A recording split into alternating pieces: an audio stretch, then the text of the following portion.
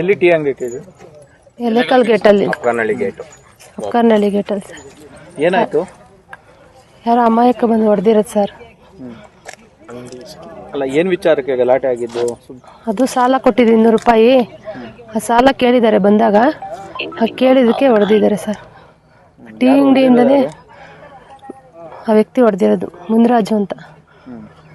Tea ಅಂಗಡಿಯಿಂದನೇ ಜೀವನ ಮಾಡ್ತಾ ಇದ್ದೆ ಸರ್ ನಾವು. ನನ್ನ ಮಕ್ಕಳನ್ನ ಹೆಂಗೆ ಸಾಕಬೇಕು ಅಂತ ಗೊತ್ತಾಗ್ತಾ ಇಲ್ಲ ಸರ್. ಇಲ್ಲ ಸರ್, ಏನೂ ಇಲ್ಲ ಸರ್, ಏನೂ ಇಲ್ಲ. ಒಂದು ಏಕಾಏಕಿ ಗಲಾಟೆ ಮಾಡಿರೋದಾ? ಹೌದು ಸರ್, ಕಾಸು ಕೇಳಿರೋದಕ್ಕೆ ಜಗಳ ಮಾಡಿರೋದು, ಹಿಂದೆಯಿಂದ ಬಂದು ಹೊಡೆದಿರೋದು. ಹೊಡೆದಾಗ ಏನ್ರಲ್ಲಿ ಹೊಡೆದಿದ್ದವರು? ಕೋಲಲ್ಲಿ ಸರ್, ಕೋಲಲ್ಲಿ ಹೊಡೆದಿರೋದು. ತಲೆಗೆ ಹೊಡೆದಿದ್ರ? ತಲೆಗೆ ಸರ್, ತಲೆಗೆ ಹೊಡೆದಿದ್ದಾರೆ. ಪೀಸ್ ಆಗಿಬಿಟ್ಟಿದೆ ತಲೆ. ಹಾಸ್ಪಿಟ್ಲಲ್ಲಿ ಸೇರಿಸಿದ್ವಿ. 5-6 ಲಕ್ಷ ಖರ್ಚು ಮಾಡಿದ್ವಿ ಬದುಕ್ತಾರೇನೋ ಅಂತ. ದುಡ್ಡು ಇಲ್ಲ, ಅವರು ಇಲ್ಲ ಸರ್.